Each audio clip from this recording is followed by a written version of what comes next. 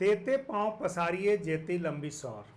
लोकोक्तियों से आप क्यों शुरू कर रहे हैं प्रोग्राम? पहले लोकोक्ति का अर्थ जान लेते हैं। जी।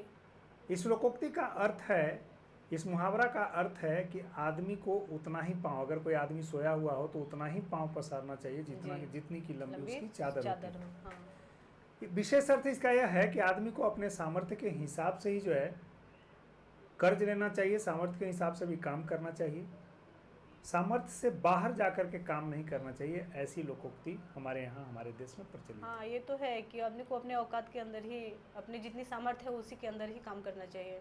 तो आपने पूछा कि आखिर आपने लोकोक्ति से क्यों शुरुआत की। हाँ। तो मैं इसका जवाब देना चाहूँगा कि मैं आज एक ऐसी घटना की चर्चा करना चाहता हूँ जो कि एक सामान्य प्रवृत्ति के रूप में विकसित हो रही है और एक ही परिवार के सारे सदस्य सर्वसम्मति के साथ जो है आत्महत्या जान देने की कोशिश कर रहे हैं और कोशिश में सफल भी हो जा रहे हैं। तो इस पर मैं एक विमर्श खड़ा करना चाहता हूँ कि आखिर क्यों ऐसी घटना। हाँ, इस तरह की घटनाएं लगातार हो रही है। अभी हम लोगों ने पीछे हाँ। भी एक एपिसोड किया था जिसमें संगम गार्डन में एक परिवार के दो पति पत्नी और दो बच्चे। इससे पहले बुढ़ारी की एक घटना, दिल्ली में बुढ़ारी की एक प्रसिद्ध घटना। हाँ। कारण चाहे जो भी हो, अलग अलग हो सकता है, लेकिन प्रवृत्ति एक ही है। एक परिवार के लोग सर्वसम्मति बनाकर और अपने जीवन एक साथ जो है जीवन लीला समाप्त कर दे रहे हैं। तो आज इसी पर चर्चा के लिए, विमर्श के लिए हम लोग दोनों बैठे हैं। नमस्कार, मैं राकेश कुमार। नमस्कार, मैं Archana. The untold stories by Rakesh Kumar YouTube channel में आप सभी दर्शकों का हार्दिक अभिनंदन है। आज सच्ची घटना पर आधारित इस एपिसोड में हम एक ऐसी घटना की बात करेंगे, एक ऐसी घटना पर विमर्श करेंगे, चर्चा करेंगे जो कि जिसको सभी लोगों को सुनना चाहिए और जिस पर सभी लोगों को विमर्श भी खड़ा करना चाहिए। इस तरह की घटनाएं पर चर्चा तो होनी चाहिए। सबसे पहले जानिए तो सही कि वो घटना क्या है। जी हाँ, तो बताइए।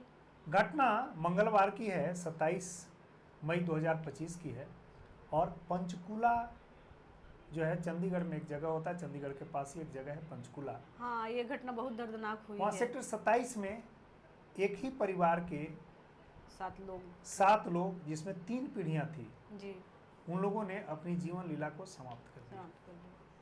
जीवन लीला समाप्त कर देना आसान काम नहीं होता है, लेकिन उन लोगों ने समाप्त कर दिया। जी, ये किसी समस्या का समाधान भी नहीं है कि परेशानी में आए तो अपनी जीवन लीला ही पर युधिष्ठिर ने जवाब दिया था कि मृत्यु अटल सत्य है, इसके बावजूद भी जीवन जीने की कामना करना जी, यही सबसे बड़ा आश्चर्य है ना। यक्ष ने पूछा था कि सबसे बड़ा आश्चर्य क्या है। तो इसका मतलब है कि जीवन सबसे प्रिय है और कोई भी लोग अपना जो है जान नहीं देना चाहता। तो आखिर कौन सी ऐसी परिस्थितियां हो जाती होंगी जिसमें कि लोग जान दे देते हैं। जी, लेकिन ये भी सच्चाई है कि मतलब बहुत परेशानी, बहुत संकट आने के बाद ही आदमी इस तरह की कदम उठाते होंगे, ये भी बात। सबसे पहले हम लोग घटना जान लेते हैं। घटना पंचकुला की है, प्रवीण मित्तल के परिवार की है। प्रवीण मित्तल एक व्यवसायी हैं, प्रवृत्ति से व्यवसायी हैं और जीवन में उन्होंने व्यवसाय के लिए रिस्क लेना सीखा है, लेकिन किस्मत और श्रम में कहीं ना कहीं कमी रह जाती है। किस्मत साथ नहीं देता है, श्रम में कहीं कमी रह जाती है, जिसकी वजह से उन्होंने कई धंधे शुरू किए, कई व्यवसाय शुरू किए, लेकिन वो फेल कर गए, असफल हो गए, फेल कर गए। पहला व्यवसाय उन्होंने स्क्रैप का शुरू किया जो कि हिमाचल प्रदेश के बद्दी में था और उसके लिए उन्होंने बैंक से 1 करोड़ रुपए का कर्ज लिया। व्यवसाय में खूब मेहनत करते हैं, लेकिन किसी सूरत में उन्हें सफलता नहीं मिलती, वे असफल हो जाते हैं। धंधा उनका डूब जाता है, कर्ज बढ़ जाता है और वहाँ से वे परेशान हो जाते हैं और फिर एक नए धंधे की तलाश में यह तय किया कि अब बद्दी से, चूँकि कर्ज भी बढ़ रहा था, आसपास से भी उन्होंने कर्ज लिया था, बैंक से भी कर्ज ले लिया था, व्यवसाय भी नहीं चल रहा था, व्यवसाय डूब गया था, तो उन्होंने देहरादून में शिफ्ट होने का सपरिवार निर्णय लिया। यह साल 2020 का था और 2020 से 2023 तक प्रवीण मित्तल अपने परिवार के साथ, परिवार में उनके कौन कौन लोग हैं, परिवार में उनके लोग हैं, उनके माता पिता हैं, 3 बच्चे हैं। पिताजी का नाम देशराज है, माताजी का नाम विमला देवी है, उनकी पत्नी है रीना मित्तल और 3 बच्चे हैं उनके साथ। 2020 में वे देहरादून शिफ्ट करते हैं और देहरादून शिफ्ट करने के बाद वहाँ टूर एंड ट्रेवल्स का धंधा शुरू करते हैं, व्यवसाय शुरू करते हैं। वह व्यवसाय भी बहुत नहीं चल पाता, लेकिन उसमें एक फरिश्ता के रूप में उत्तराखंड का ही देहरादून का एक परिवार होता है, नेगी परिवार, वह साथ जुड़ता है और अपने नाम पर गाड़ी फिनांस करा करके, चूँकि वो बैंक में लोन था, कर्ज था और नहीं चुका पाए थे, इसलिए उनका सिविल खराब हो गया होगा, बैंक तो वो अपने नाम पे लेकर दिए। हाँ, तो नेगी परिवार ने अपने नाम पर गाड़ी लेकर दी। अब वो एक गाड़ी चला रहे होते हैं, उसे परिवार का परवरिश कर रहे होते हैं, लेकिन 2023 में वह भी जो है धंधा बहुत चल नहीं पाता है, परेशान हो जाते हैं। इसके बाद वे वहाँ से लौट करके मेहनत लेकिन लगातार कर रहे हैं, प्रयास कर रहे हैं, मेहनत कर रहे हैं, लेकिन श्रम में या तो भगवान भी परीक्षा लेते हैं, तो बिल्कुल कुछ वैसा ही परीक्षा का ही क्षण होगा, परीक्षा की घड़ी होगी, लेकिन उबरते उसे दिख नहीं रहे हैं। परीक्षा इतनी लंबी हो रही कि उसे उबरते दिख नहीं रहे हैं। इसके बाद वे अपने ससुर से मदद मांगते हैं और ऐसा कहा जा रहा है कि उनके ससुर ने कलकत्ता में उन्हें एक दुकान खुलवाई थी, लेकिन वहाँ भी वह दुकान सफल नहीं हो पाया, चल नहीं पाया और असफलता की स्थिति में वहाँ से फिर लौटते हैं और हरियाणा में एक जगह है पिंजौर, वहाँ चले जाते हैं। पिंजौर में रह करके वो जो उत्तराखंड नंबर की गाड़ी थी उसको चलाते हैं और परिवार का परवरिश करते हैं। परिवार में उनके जो माता पिता हैं, पत्नी है और 3 बच्चे हैं। तीनों बच्चों का उन्होंने एडमिशन जो है चंडीगढ़ में करवाया था और फिलहाल पिंजौर से वे शिफ्ट कर जाते हैं सकेतरी गांव में जी। और आज के 23 दिन पहले की वो घटना, सकेतरी गांव में शिफ्ट कर जाते हैं जी।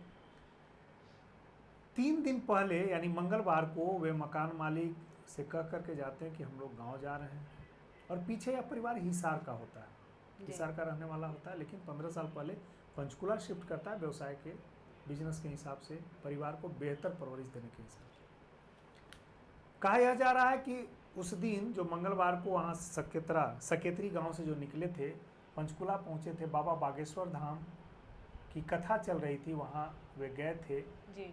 कथा सुन पाए हैं या नहीं इसकी बहुत स्पष्ट जानकारी नहीं है, लेकिन गए थे सुबह वही 10 बजे निकले थे और रात के 10 बजे पंचकुला के सेक्टर 27 में एक मकान के सामने वो गाड़ी उनकी लगी हुई थी और एक आदमी आता है, कहता है कि आप यहाँ से गाड़ी हटा लीजिए जी। वो देखता है कि उस कार में बाकी लोग बेसुध पड़े हुए हैं, एक आदमी यही है जो बार बार पानी पी रहा है और बहुत बेचैनी की स्थिति में। कहता कार हटा लीजिए, प्रयास करते हैं प्रवीण मित्तल साहब को कार को हटा दीजिए, लेकिन मैं यह सामर्थ्य नहीं रह गया था कि वो कार को हटा सके जी। क्योंकि इन्होंने जो है जहर पी ली थी और सारे परिवार वालों को पिला दी थी जी। हमें लगता है कि सबसे पहले सारे परिवार वालों को जहर जो है पिलाई थी इन्होंने कोल्ड ड्रिंक्स में मिला करके, सारे लोग जब पी लिए इसके बाद उन्होंने जो है सबके मरने का इंतजार किया, इसके बाद इन्होंने जहर पी, मुझे ऐसा लगता है।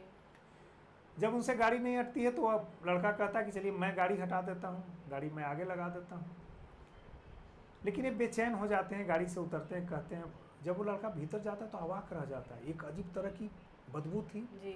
सारे लोग बेहोश थे, बेहोश क्या थे उसे ऐसा लगता है, लेकिन जब वो हाथ लगाता तो सबकी मौत हुई पड़ जाता है। आगे के सीट पे, ड्राइवर के बगल वाली सीट पे कार में उनकी पत्नी होती है, पीछे के जो सीट्स होते हैं उनमें तीनों उनके जो प्यारे प्यारे बच्चे हैं जिसमें 2 जुड़वा हैं और माता पिता हैं, वो मर चुके हैं। वह हाथ लगा करके बच्चा देखता है, जो आदमी गाड़ी हटा रहा होता है देखता है तो वह मर चुके होते हैं।